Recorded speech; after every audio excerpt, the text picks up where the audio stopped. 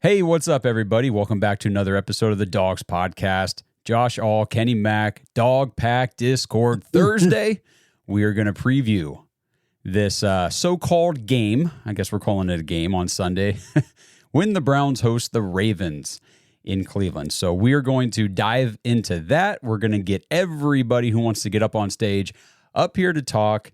Give us your questions, your perspectives, your predictions for the game, or just anything going on with the Browns right now. And I think the way I kind of want to structure things today, Kenny, is we got a couple housekeeping things to do at the beginning, and then I want to go through my spiel for the preview, and then open it up after that, because I think my my spiel is pretty quick, pretty short and sweet, and then we can just open up the rest of the show to everybody down here who wants to come up and talk. Sound good? Sounds good. All right, cool. Again, if you guys want to be part of these Dog Pack Discord episodes, just head to jointhedogs.com, become an official Dog Pack member on the Patreon page, sync up with the private Discord, get access to everything we do in there, all the great people, and of course, these Discord episodes.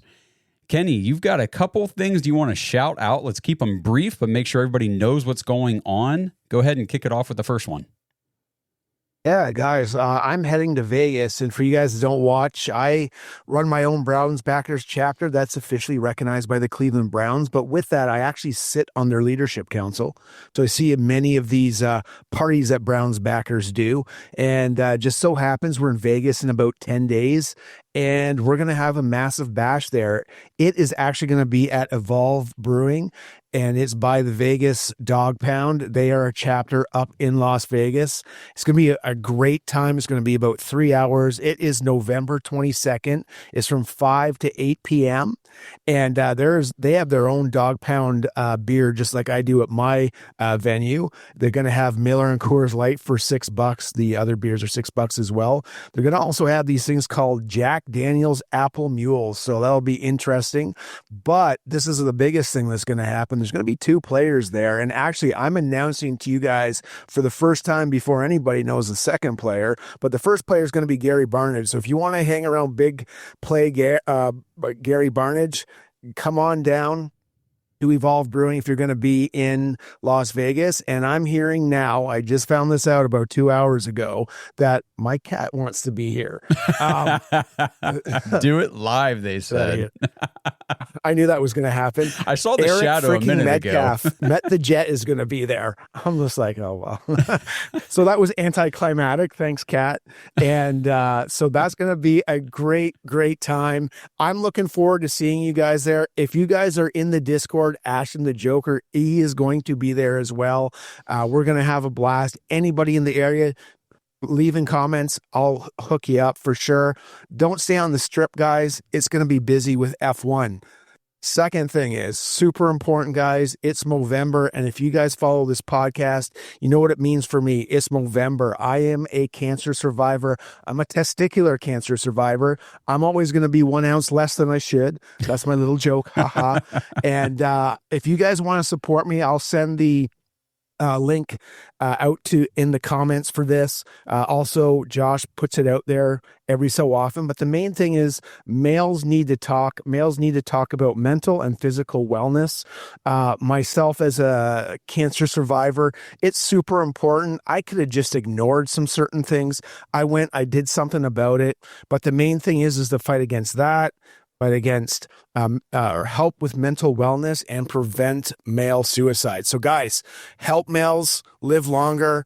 Please support me. Last but not least, if you are in the 613 area, I do my big Mo event every year. It will be for the 49ers game.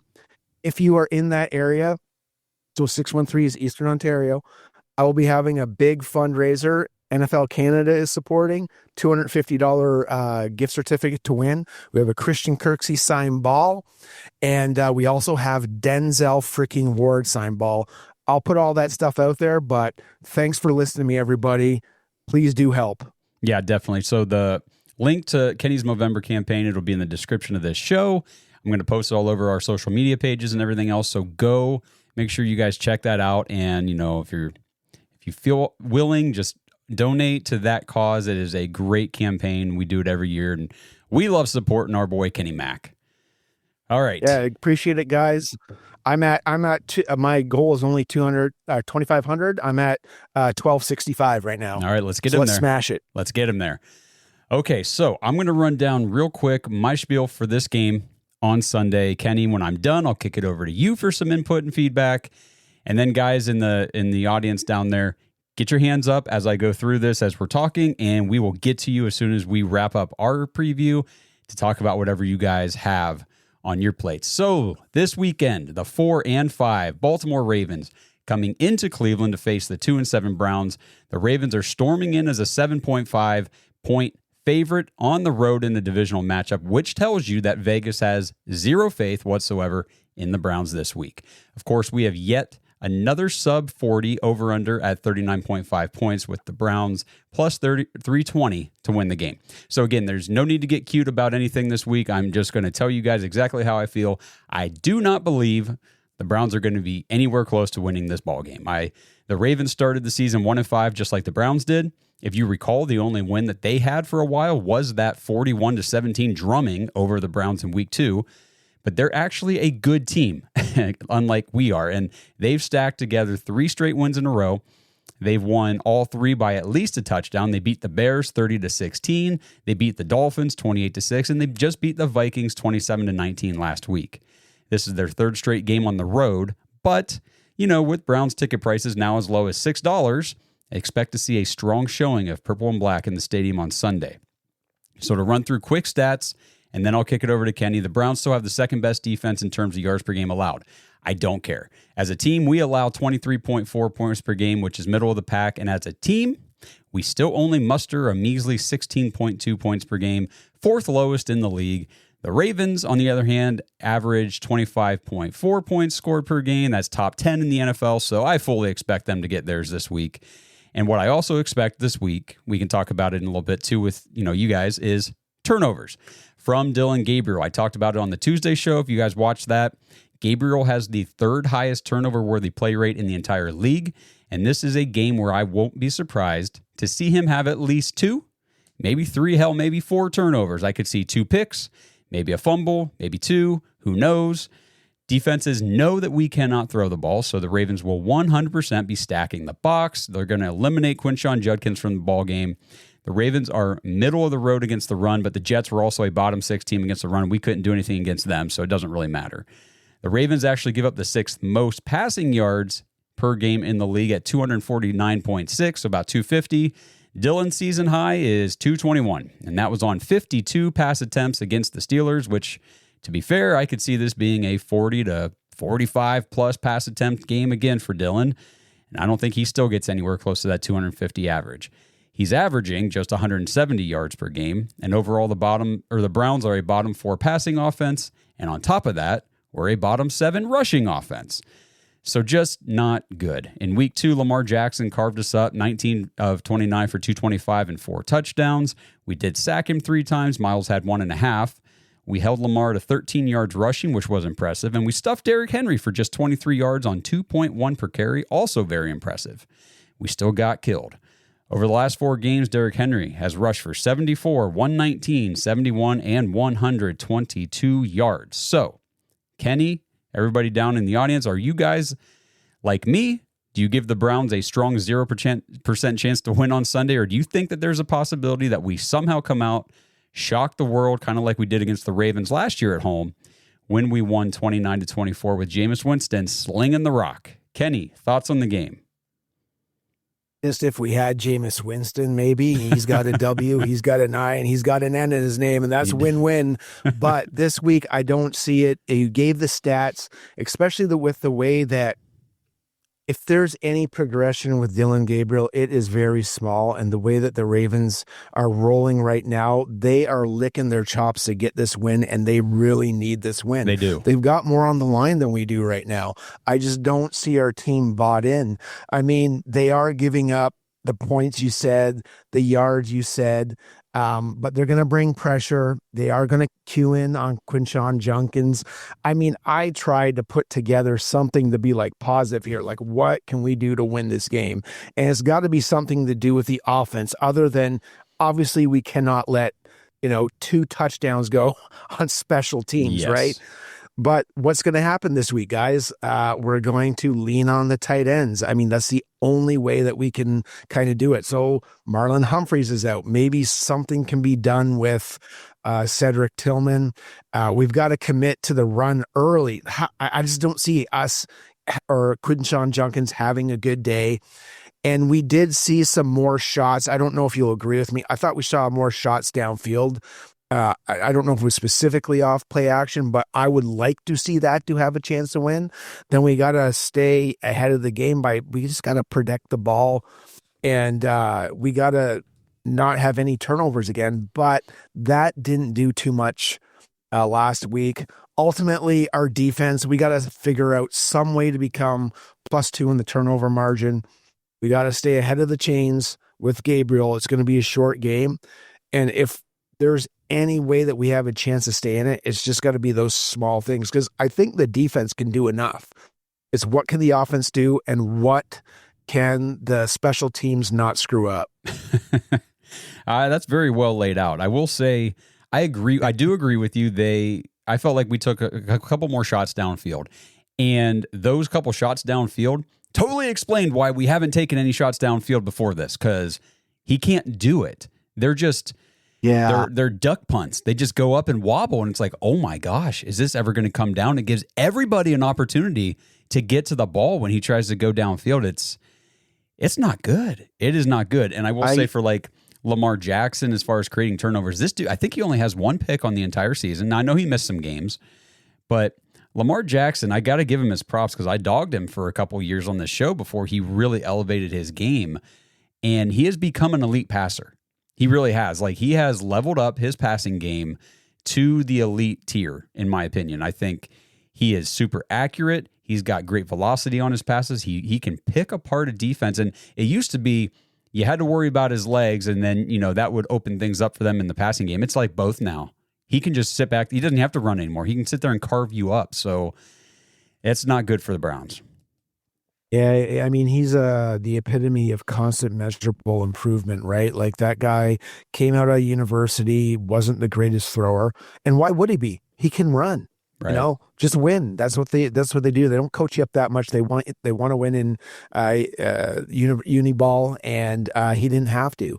I don't know, based on him being questionable, how much he really wants to run in this game, but if we can kind of get after him with our defensive line, cause some havoc, maybe there's a chance to keep this close.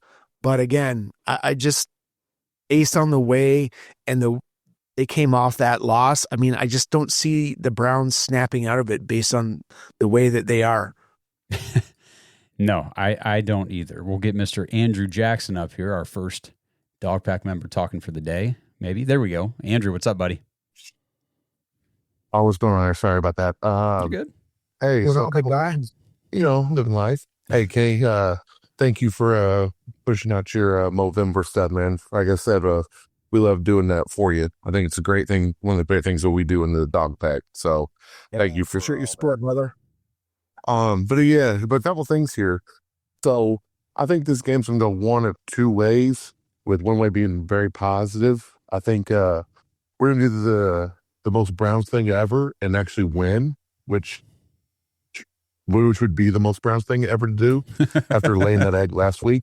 But I mean, we all know it's not going to happen, but it also wouldn't shock me, if we did win. But I think we're going to get blown off the face of the earth. So I have, again, zero hope. I mean, going to watch it.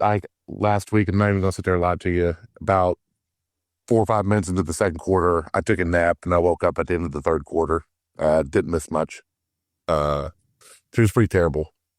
But on the other hand, I just want you to know that this week I have been doing a lot of watching some tape and doing things. So hopefully this week, we can all fan better. And we can do better in our lives.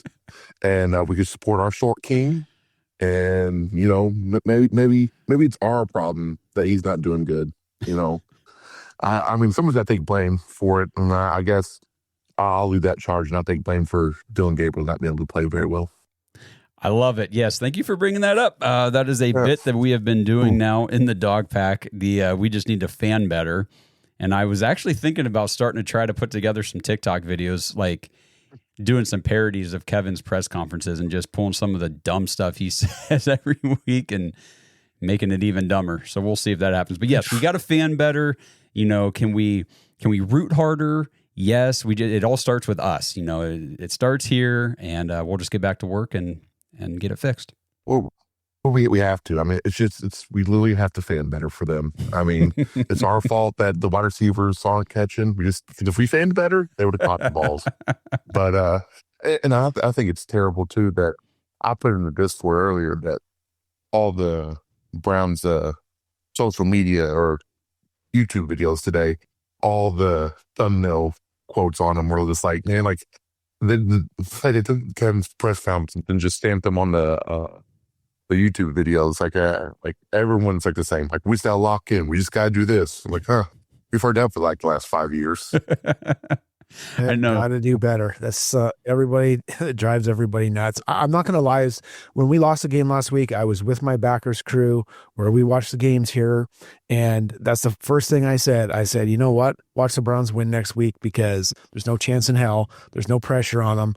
And it's just a Browns thing to do. I did think of, what you mentioned earlier, and it's a thing. They're on their third straight road game. That could be something for them traveling and being out of sorts. But other than that, again, we're not talking about football stuff here. This is, going 3 games on the road is what like good teams do and win. And I know the Ravens can do that. For us to go at home and win this game, there has to be some measurable improvement on the football side. And we're just not seeing it right now. This episode is sponsored by Omaha Steaks. Browns fans, Christmas is just a little over a month away. And I feel like the older I get, the more difficult it becomes figuring out what to get the people in my life for the holidays. And that's where Omaha Steaks can be that answer for you right now. During their Sizzle All the Way sale, you can get 50% off site-wide at omahasteaks.com. Plus, our listeners get an extra $35 off with promo code BARK, B-A-R-K, at checkout. I've been gifting the delicious food of Omaha Steaks to people in my family for years now, and those gift packages are always a huge hit. Plus, Omaha Steaks makes holiday magic very easy. Just get your orders placed by 6 p.m. Eastern Time and they ship on the same day. But don't wait, right now is the perfect time to save on delicious gifts and holiday hosting favorites from Omaha Steaks. So save big on gourmet gifts and more holiday favorites with Omaha Steaks. Visit omahasteaks.com for 50% off site-wide during their Sizzle All the Way sale, and for an extra $35 off,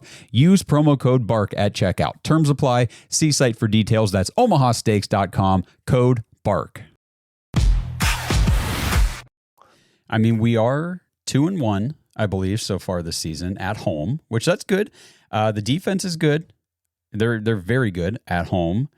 And if that's really the only positive for me is, well, we're playing in Cleveland. We're playing in front of our fans, or at least what we think will be our fans. Again, those basically get in the stadium free prices. I don't know. Maybe it'll be overrun with Baltimore fans. I don't know how it's going to go because, like you said, they got stuff to play for. They're trying to make the playoffs. They are a playoff caliber team, and they know that, and they're pissed. They're pissed that they are where they are, that they started 1-5, and they're trying to claw their way back. They see or smell blood in the water with the Steelers. They're frauds sitting there in the AFC North. So this is open for them to take the division and make the playoffs.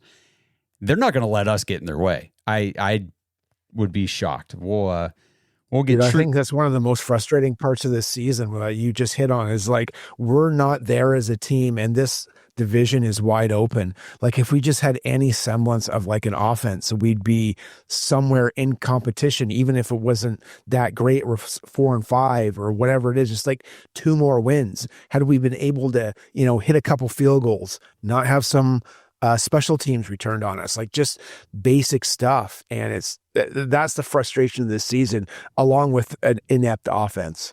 Yeah. All right. So thank you, Andrew. Brad, you're up here, man. What's going on? What is up? Hey guys, are you guys ready? You guys ready for story time? Oh, you want to go always. back in time? Always. Oh, yes, please. Story time. That's All never right. depressing. Do you know both owners, both the Lerners and the Haslams, only have a 33% win percentage? Cool. Isn't that cool? Yep. That's neat. Yep. I remember being so happy getting rid of Randy Lerner, and it's just like 4 quarters for $1 at this point. Yep. And do you know that we've had 10 GMs, and 2 of those GMs we only had for a year? Yeah. Do you know what all GMs have in common? Losing What's that? win There percentage? we go. Okay. Josh got it. Losing seasons. Well, And we've they didn't only get a had job 2 anywhere else. or 3 Oh. or whatever. Now Andrew Berry has the best one, of course, because 2 11-win seasons, playoff win. There was that 8-9 season too. But I was just looking throughout the years, all the other GMs. There was Bill Savage that had a little bit better. He was 24-40. And they had that 10-6 season, but everybody else had like over, like, just terrible winning. Like, there's no winning. Like, obviously, Sashi Brown. Oh my God. Oh, that was the 1-31 season. But, and I was just looking, I was like, well, does it come down to how we've been now since 99? Does it come down to, is it the GM's problem or the owners? And to me, it's both, because you can't have one without the other, because the owners are the ones that hire the GMs to draft the players, get the players in here. And when your owner that has one of the lowest winning percentages of any owner in the NFL, it's not a great look. And mind you, the owner before that we all hate because he moved the Browns, had over a almost 60% winning percentage. So that speaks pretty good volumes there. So I just want to have a little history reference there, that the losing has just been always losing. And that's all we've always had. And even though it's a little bit better right now, it's still, we're in the constant cycle of losing. And, I hope this offseason that if we keep the same guys we have in the building, which I know some of us want them fired, that we could turn this thing back around. But I don't know. It's just, it's a constant cycle. And this is when you see an organization like the Ravens that have come in here, that were our team that left, they've had consistent winning, and their owner is like above 60% winning percentage, obviously. I mean, they've had multiple Super Bowl wins, multiple winning seasons. And I just wish we could be an organization like that. That's at least even half of that would be cool. And here we are, looking for a quarterback again, watching a quarterback that sucks on the field, watching wide receivers not catch balls. Braylon Edwards back in the day. Josh Gordon getting suspended for smoking weed. We could just go over and over people we've drafted that gotten arrested, all this other stuff. I mean, it's just been a history of suffering. That's all it's been. And you wonder why tickets are $6 right now? Yeah. That's why. Well, I mean, it's because it's been miserable. Thank you for all that positivity. That was great. Everybody listening right now just threw up a little bit in their mouths because you just, metaphorically kicked everybody between the legs. Awesome. Thank you, Brad. I think it's going to be rough. I think Sunday's going to get rough in that stadium, honestly. I think if, Dylan comes out, geez, this is the first time they're going to be at home for a while, in a while since the Miami game. And we were winning that game, obviously. So you don't have the boo birds. I know people were, calling for Shador at the end of the game and everything. We were already killing them. It's going to be a different story this time. Especially if the Ravens come out and jump on us early, like they've done in the past. Oh man, I think it could get real because you're gonna have a lot of Ravens fans cheering for them. You're gonna have a lot of Browns fans booing us. So it's gonna be rough. You got a lot of beer. You got a lot of beers in between that, and it's gonna add up to a problem. Make Yeah. sure the beer is flowing strong. Put it in my veins. Where we need all the alcohol we could get. I project a minimum 2 touchdown lead on us at the end of the game. At minimum, I don't see us winning this game anyway. I'd be taking the over on the 7.5 points for sure for Baltimore. Love you guys. Love you Yeah, too, hey, Brad. man. Thank you. You know what? It's going to be tough to get excited for this game. I mean, I got it, even when I host these events, like I do my Browns backers party, I got Stadium Mustard sponsor me, and we're having a Stadium Mustard party, and we're doing kind of like a dinner party because it's a 4:25 game. You just got to make something out of it. Either that, or you just don't watch it because it's going to be bad. Is there any way again that they can do something? I mean, it's the NFL. It stands for not for long, so maybe Ravens are tired on the road. Who knows? There's things that could possibly happen. Weather's bad, slows up the game a little bit. They let them hang around. The Browns hang around a little bit. Who knows? Maybe we'll see some kind of improvement out of Dylan. But based on what we've seen, it's tough to feel any positivity right now other than like crossing your fingers and doing like that kind of sort of thing, right? So it's tough. It is. And honestly, and wherever you guys here watching live in the chat, and then anybody watching the replay of this after we're done here, put it in the comments. Let me know what you guys think. But I get the sense that there's a lot of Browns fans out there that are actually going to tune into this game just to see how bad does it get. You know, that's because you're not really watching to see if we're going to win because you don't really believe we're going to win. So it's like, well, what am I going to watch for? Let's see how bad it can get. Let's see how bad is Dylan Gabriel going to implode. Is this the game where Shedeur Sanders sees the field? I think there's a lot is he going to finish the game? Yeah, a lot of people are tuning in anymore just to see if this is the game Shedeur gets in. And I don't blame people for that. I mean, there's really very little to be excited about with this team. On the positive side, we can continue to watch and root for these rookies, these young guys. I think we do have a strong, foundation of young players on the roster right now with Mason Graham. Carson Schlesinger is a beast. I said the other day, I think he's going to end up being an all-pro in his career. He's that type of good. Harold Fannin Jr. obviously is the leading receiver on the team, and I don't foresee anybody ever overtaking him as long as he doesn't get hurt. I think every week he's just going to continue to add to his totals. It's not going to be huge because we don't have a huge passing output anyway, but he's just a major part of what we do have.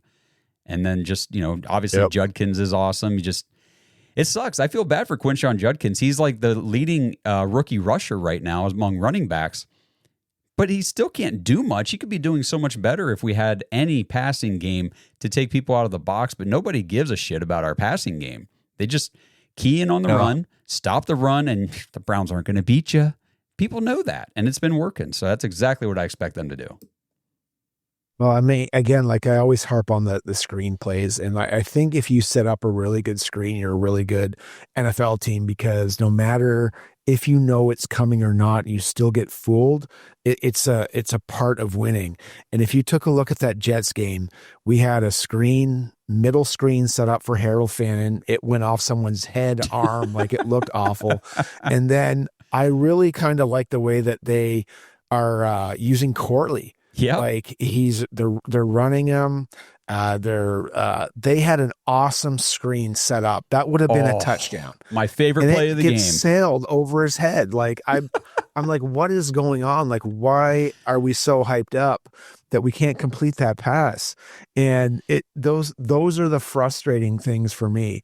Like where's the hard the hard slants into Tillman, his big body, like we need that. But whenever we do it, I go, oh, he's slanting in, there it goes. And it goes off his ass. Yeah. Like it's not going where it needs to go. And that's the frustrating part. I think sometimes we get so into like blaming Stefanski.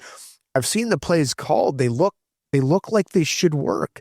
But if I'm passing a slant to someone, I keep hitting them in the hamstrings, like that's never going to work, So that's the frustrating part. No, that play to Malachi Corley was, and then obviously it got shared. Jake Burns shared it all over the place on Twitter and stuff. So I watched that replay over and over, man.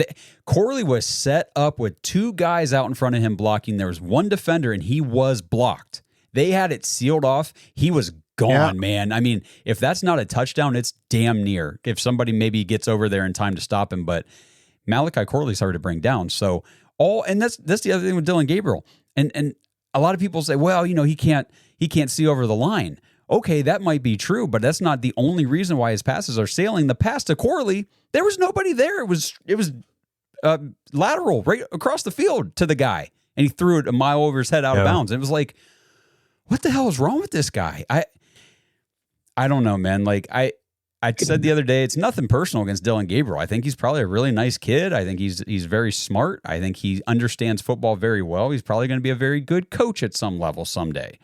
But he can't freaking play in the NFL. You know, Zach Jackson was one, and Darryl Ryder. I mean, they were pounding the drum over the summer, over and over. Like, this guy is not an NFL quarterback. He looks terrible. And now, ever since he's been on the field, it's exactly what they said. Yeah, no, exactly. I mean, I can't think. I was trying to think of players that, you know, people really were hard on when they first came out of college, and they just weren't doing anything. The biggest thing that I can remember is Josh Allen when he came out in 2018. His first 5 games were awful, and they were very similar to Dylan Gabriel. The difference is, though, like the running stats and the athletic ability. I mean, I like watching. There's 2 scouts. They have their own podcast, and one of their big thing is you never pass on freakish talent. Well, you can put up with the kind of Josh Allen's numbers, but I mean, his numbers, like Josh Allen's numbers in the first 5 games, passing wise, were all pretty much worse than Dylan Gabriel's. The saving grace is where I'll get back to is the running. And I don't know if you guys thought this, but I thought when Dylan Gabriel was running, he looked super awkward. And I thought he slid like 5 yards too early when he could have got way more yardage. Like, I don't know if you recall those or not, but what was your thoughts on that? I thought the scrambles looked, maybe what you're referring to, what the way I saw them was he just kind of looked a little like scared, like skittish, trying to run like, better get out of here, you know, and that kind of thing. It wasn't so much a confident run. It was more of a, like, I don't want to get clobbered, get me out of here kind of run. And that's why he slid 5 yards too early. Like, it's just, we're not getting those extra yards, and we need, like, if you don't want to get clobbered, fine, but like, make some kind of judgment. Like, you don't have to slide 10 yards in front of the guys. You know what I mean? Like, yeah. And so I've seen those losing posts, yards there too.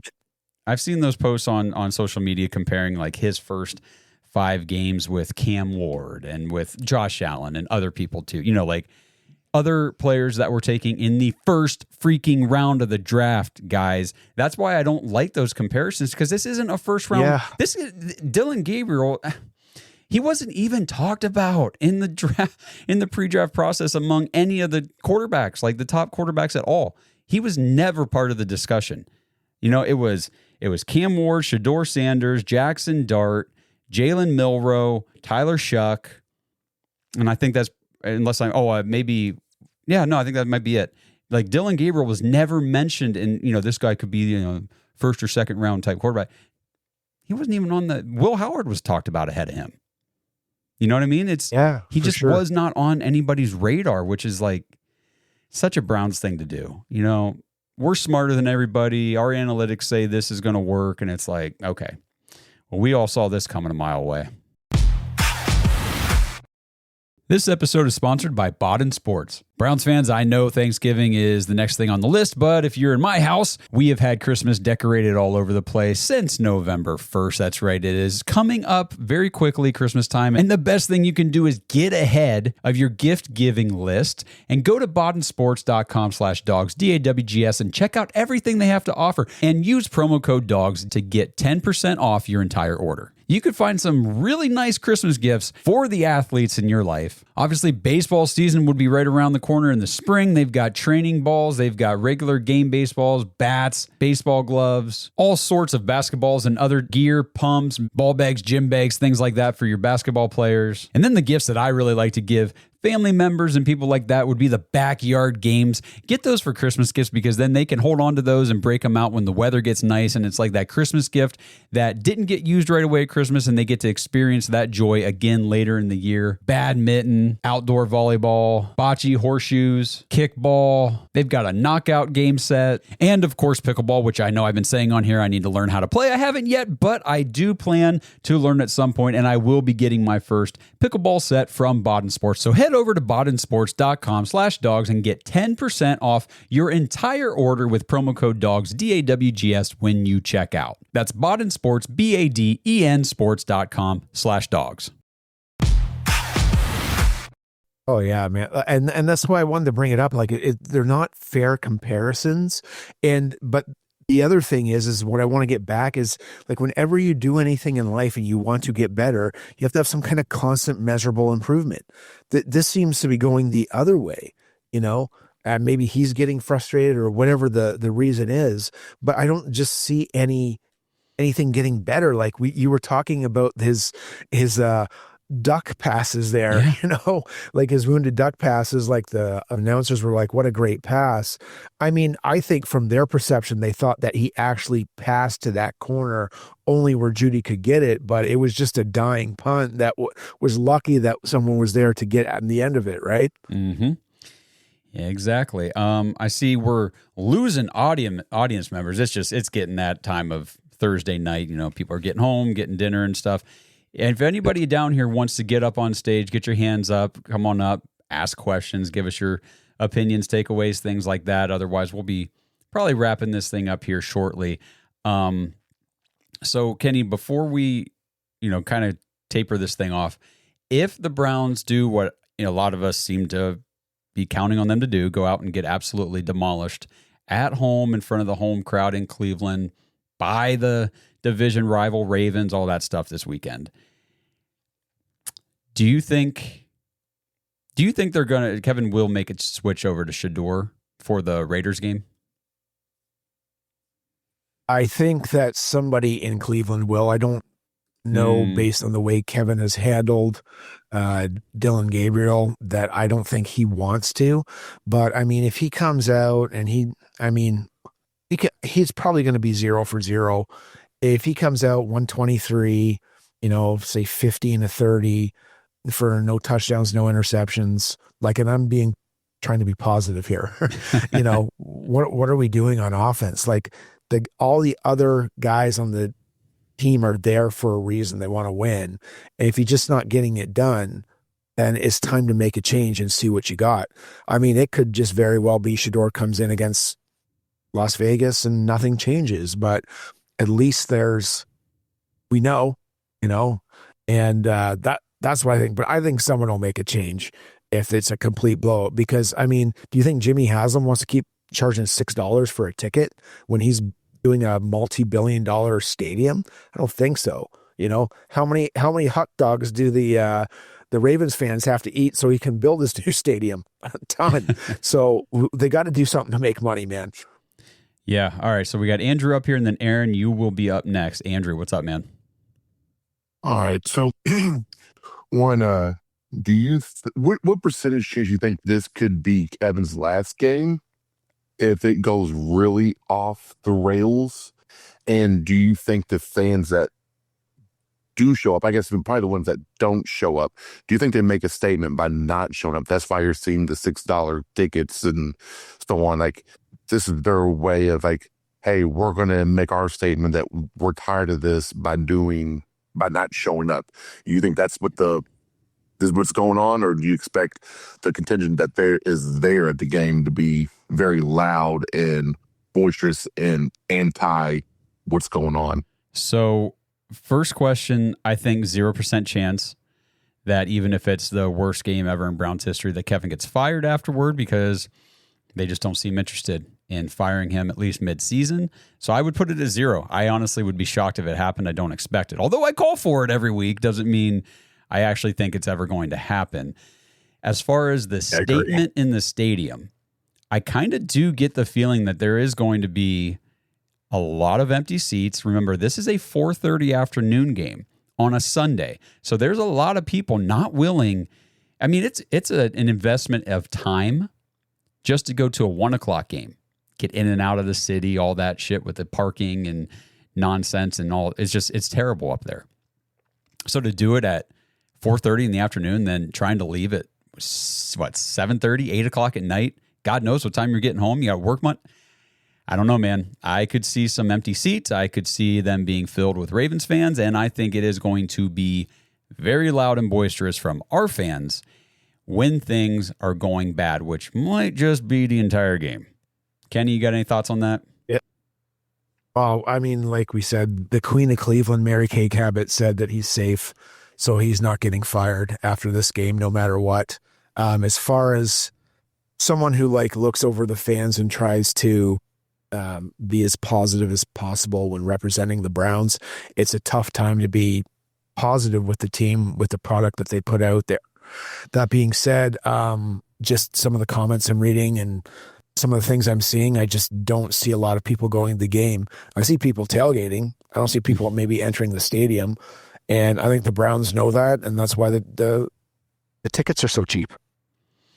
Yeah, I think it's gonna get ugly on Sunday. But let's get. It's happened before where fans didn't show up for a half, and that was about 10 years ago. Mm-hmm. Aaron, you're up here, man. You're on mute, but what's going on, man? Aaron, my man. We and Aaron got to hang out in London, England at Tottenham Stadium. I had a blast with this dude. That's awesome. If you guys have a chance to go hang out with this guy, man, go hang out with this dude. Well, Aaron, you're on mute. Can you? On mute, bro. Can I unmute him? Nope. He's on mute on my end. Me too. Mr. Watts, you are on. Oh, he says 1 second. Okay. Radio silence will fill the void for you. I don't know. Can you got a score prediction while we're waiting on Aaron? I think the Browns will probably, 41-17 last time? Yep. They're at home, so shave off 8 points. And I don't know. Well, that's what I'm saying. So it'll be 33-14, something like that. 33-14. Okay, cool. I think, I don't know. Let me go like 36-13. Yeah, we're about the same. It's just going to be. Well, he says it won't let me. They won't let him. Give me a second. All right. Well, here, I'll tell you what. Well, let's get Brad up here. Aaron, we'll leave you up here. So whenever it does connect, you're good to go. Brad, give us some more of your great hitters, positivity. Man. Yeah, let's hear it. All right. Sorry for the negative. I had to start with the negativity to build you guys back up. Okay. Oh, and tear you down, build you back up. Yeah, you love it, man. You do a good job. Man. Positively, apparently, for whatever reason, Jim Schwartz has Derrick Henry's number on speed dial to stop him from rushing over 50 yards. So, did that matter in the last game we faced them? No, but you could take that as a positivity that at least we won't have Derrick Henry running all over us. Now, I wouldn't count on it, man. I mean, now there's a strong chance. I get you. We got Aaron? Here. Oh, I don't see I think Aaron's there. Yeah. I don't know. Okay, sorry, Brad. Finish your thought. But yeah, on the other positive things, I think the Great White Walk-On will have more stats added to his Defensive Rookie of the Year award. Mm-hmm. I'm calling it now. He's getting it. He's the favorite. Yeah, he's the favorite, and I think he's gonna get it. It'd be cool to see him get a sack against Lamar, but Miles is the king of that one. I'm sure he'll get at minimum a tackle behind the line.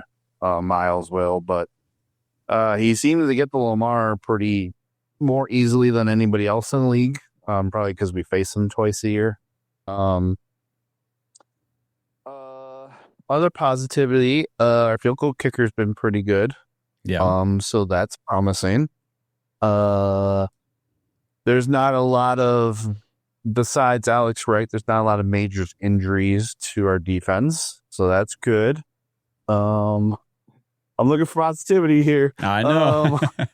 Hey, Alex Wright's been good this year. Yeah, Unfortunately, that's going to be a lot. That's a big McGuire's loss. just as good. So, I don't think the defense is going to lie down right away. Like they're just going to get, if they can't get offense, they're just going to get beat again.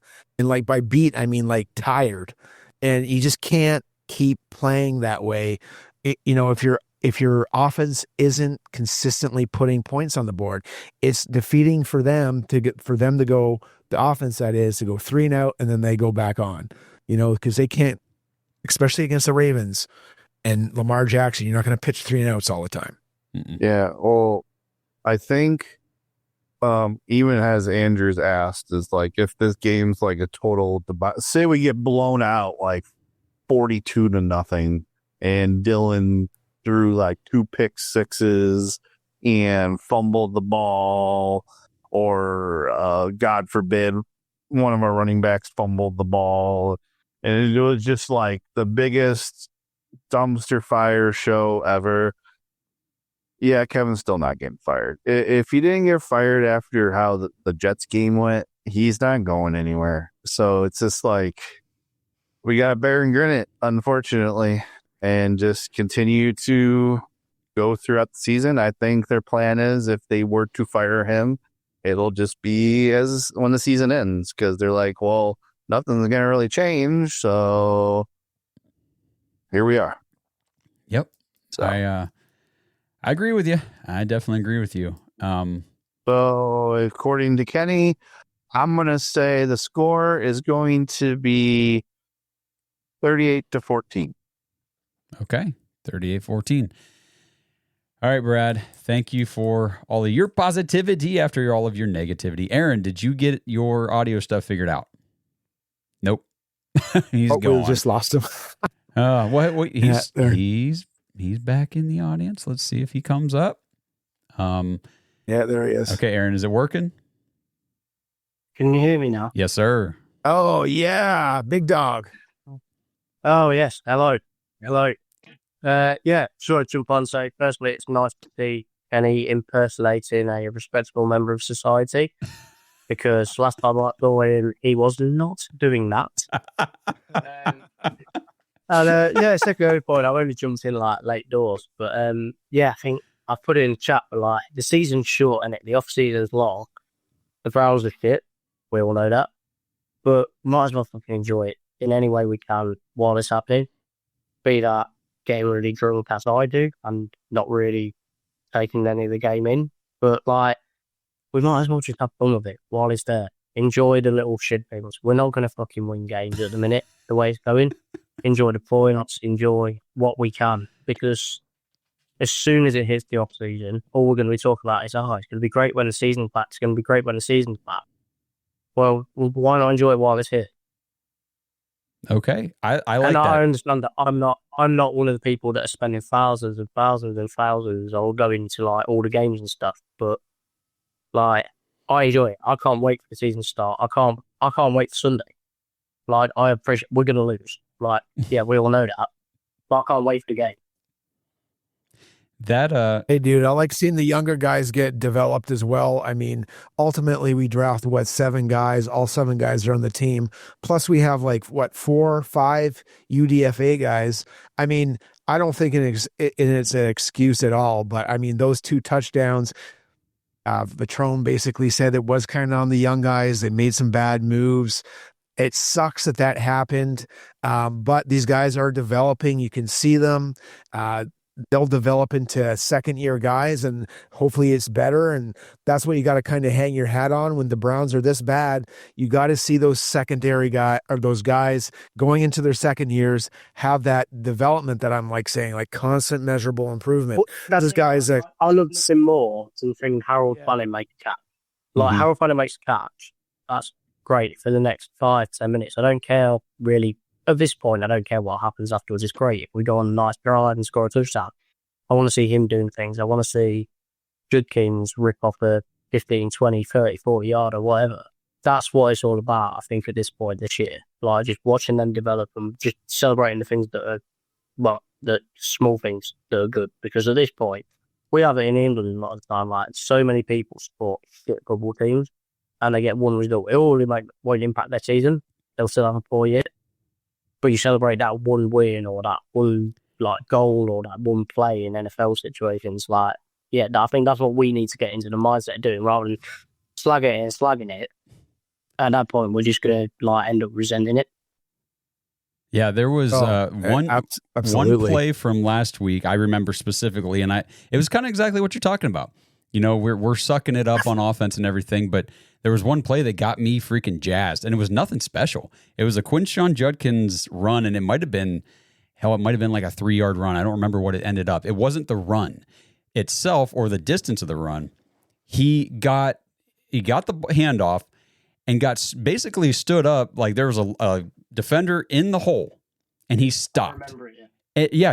I'm sure you do. Yeah, you remember. Like he stops, and I'm like, oh shit. Well, you know, because this is all happening quick in your head. But I'm sitting there like, shit. Okay, we're stuffed for a loss here, and he makes one little move and gets past the guy and ends up picking up positive yards. And I was like, oh my gosh, we haven't had a running back been able to do that in 3 years. This is amazing. Like that. And again, it was not like a game-altering run, but it was just one thing that was like, we have a player here. We have a very good player at running back, and that makes me very happy. Yeah, I remember what you're talking about because he stopped, and you're like, stop dancing in the hole.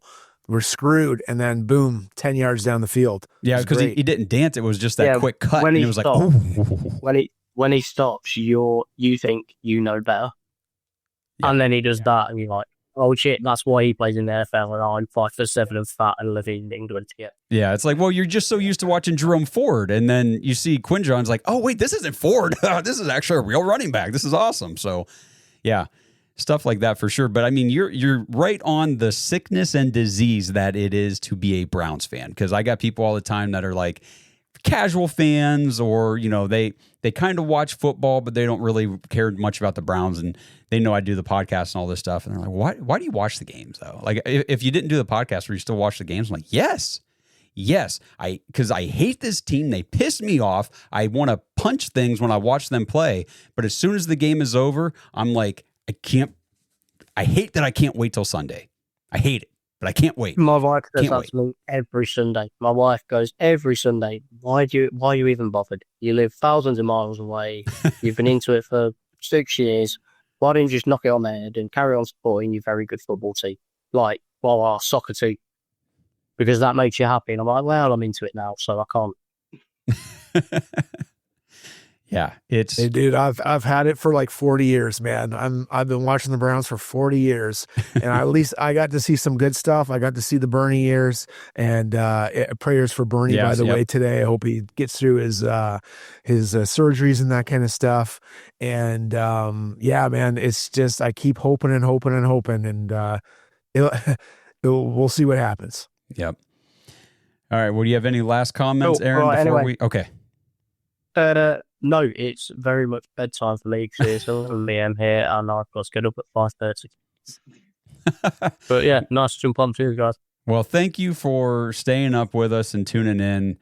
It's always great to hear from people we don't hear from all the time. Like when you're in the dog pack, you get to, chat, because it's like a constant thread, just all these different threads, text, it's like you're texting all the time with everybody. It's great. But you don't get to actually hear them or see them all the time. So like Kenny getting to go over to London, actually hang out with people in person, or being on this show, you guys get to come up here. There's so many times now people come up on stage and it's the first time they've ever actually spoken, audibly with us. And it's really cool. It's a lot of fun. So if you guys want to be part of these shows, I know the team sucks. We ain't going to win many games the rest of the season, but we can commiserate together. These are our therapy sessions, and we get through it together. And it's jointhedogs.com. Become an official Dog Pack member and hang out with everybody in here.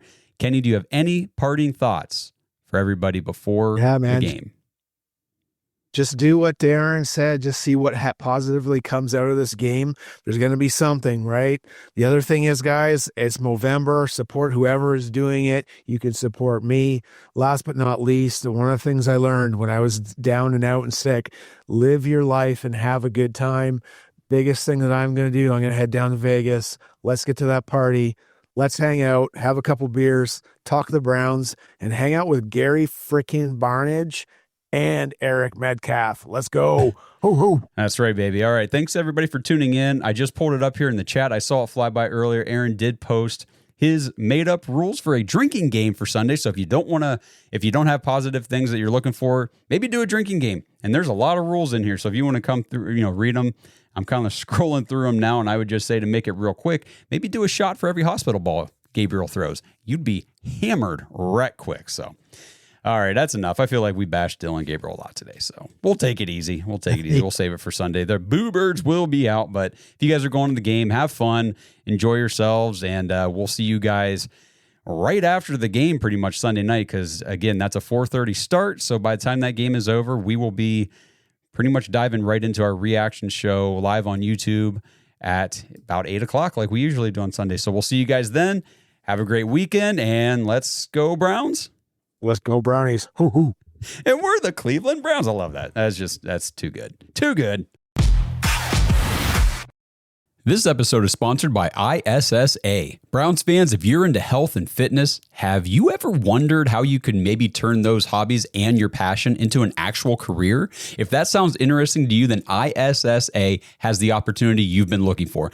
ISSA is the International Sports Science Association, and they can help you become a certified personal trainer in as little as 3 months. And right now you can get $100 off your certification when you sign up through our link, joinissa.com/dogs, DAWGS. Now, certifications are 100% online, self-study, and self-paced. You can study anywhere from your phone, tablet, or computer. And the final exam is open note, open book, aka piece of cake. Except you fitness nuts probably don't eat a ton of cake, so let's just call it a piece of delicious protein bar. And ISSA has the #1 job guarantee in the industry. If you get certified and sign up to be a certified trainer with ISSA, you have a job guarantee or your money back. ISSA has over 10,000 gym partners that have over 73,000 open jobs for trainers right now. And you don't need a 4-year degree or a 2-year degree. You just need your certification to qualify for these jobs. So what are you waiting for? With certification this simple, there's no excuse not to pursue your passion and become a certified personal trainer today. Get $100 off your certification at joinissa.com/dogs. You've wanted to make a change long enough. Now it's time to do something about it. That's joinissa.com/dogs for $100 off your personal trainer certification.